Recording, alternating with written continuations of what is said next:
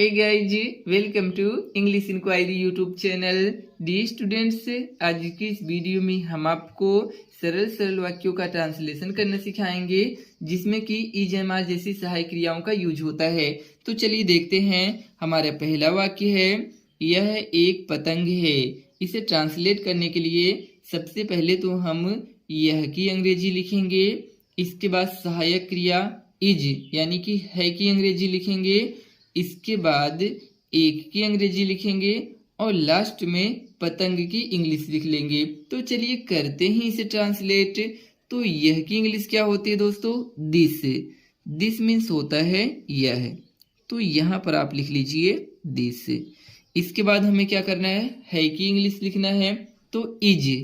Is means होता है, तो यहाँ पर आप जो है इज लिख लीजिए। इसके बाद एक की इंग्लिश लिखना है। तो ए मीन्स होता है एक, और लास्ट में पतंग की इंग्लिश लिख लेना है। तो आप सभी को पता होगा कि काइट। काइट मीन्स होता है पतंग, तो यहाँ पर आप लिख लीजिए काइट, KITE। इसके बाद फुल स्टॉप लगा लीजिए। तो यह एक पतंग है, इसका इंग्लिश में ट्रांसलेशन हो जाएगा दिस इज ए काइट। चलिए दूसरा देखते हैं।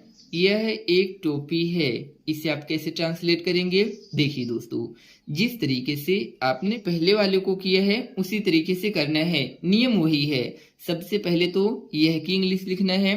तो दिस। दिस मीन्स होता है यह, ठीक है। इसके बाद क्या करना है की इंग्लिश लिखना है। तो इज। इज मीन्स होता है।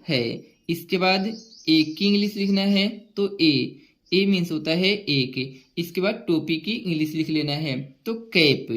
कैप मीन्स होता है टोपी। इसके बाद फुल स्टॉप लगा लेना है। चलिए तीसरा देखते हैं। मैं एक वकील हूँ। इसे ट्रांसलेट करने के लिए दोस्तों सबसे पहले आपको मैं की अंग्रेजी लिखना है, और आप सभी को पता होगा कि आई मीन्स होता है मैं, तो यहाँ पर आप आई लिख लीजिए। और ये भी जानते होंगे कि आई के साथ एम का यूज होता है, यानी कि हूँ की इंग्लिश लिखना है। तो एम मीन्स होता है हूँ। इसके बाद एक की इंग्लिश लिखना है। तो ए मीन्स होता है एक, और लास्ट में वकील की अंग्रेजी लिखना है। तो लायर। लायर मीन्स होता है वकील, LAWYER। फुल स्टॉप लगा लेना है। तो मैं एक वकील हूँ, इसका इंग्लिश ट्रांसलेशन हो जाएगा आई एम ए लॉयर। चलिए और देखते हैं। वह एक तोता है। इसे ट्रांसलेट करने के लिए डी स्टूडेंट आप एक चीज का ध्यान दीजिए। यहाँ पर क्या कहा जा रहा है? वह एक तोता है, यानी कि तोते की तरफ इशारा करके बताया जा रहा है, यानी कि तोता दूर है। तो आप सभी को पता है कि दूर के लिए हम क्या करते हैं? दैट का यूज करते हैं।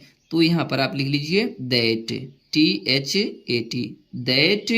इसके बाद है की अंग्रेजी लिखना है। तो इज।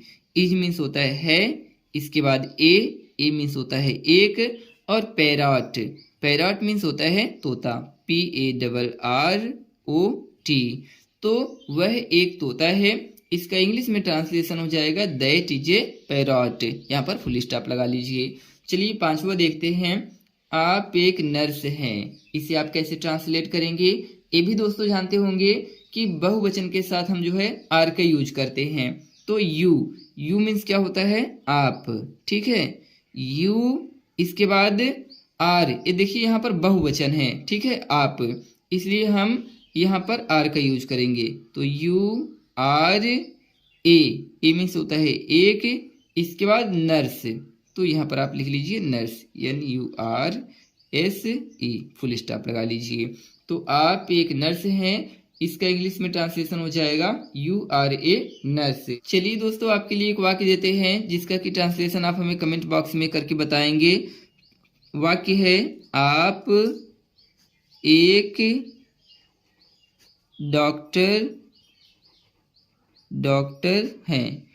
इसका जो है अनुवाद करके जरूर से दोस्तों आप कमेंट में बताइएगा, ताकि हमें भी पता चले कि आपने सीख लिया या फिर नहीं सीखा है। यदि यह वीडियो आपको अच्छी लगी हो तो प्लीज चैनल को लाइक करके सब्सक्राइब भी कर दीजिए, इसी तरह की इंफॉर्मेटिव वीडियो देखने के लिए। Thanks for watching my video. Take care, bye bye.